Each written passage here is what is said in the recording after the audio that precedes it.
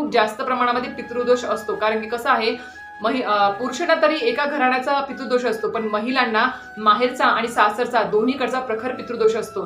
त्याच्यामुळे सांगेल की घरातल्या प्रत्येक कुलस्त्रीने या पोथीचं पठण आवर्जून करावं. तर तुम्हालाही वाटतं की तुमचा संसार सुखाचा, आनंदाचा, भरभराटीचा व्हावा, मुलांना शिक्षणामध्ये यश मिळावं, नोकरी प्राप्त व्हावी, त्यांचं चांगल्या ठिकाणी लग्न जमावं, सगळं काही व्यवस्थित व्हावं, आपल्या पतीची प्रगती व्हावी, त्याच्या कामामध्ये, आपल्या घरामध्ये सदैव शांतता राहावी, तर नक्कीच आयुष्यामध्ये खरंच ह्या पोथीशिवाय पर्याय नाही. आता कसं असतं, आपण भगवद्गीता जर वाचायचं म्हटलं तर आपल्याला शक्य नाही, एका दिवसामध्ये वाचणं शक्य नाही.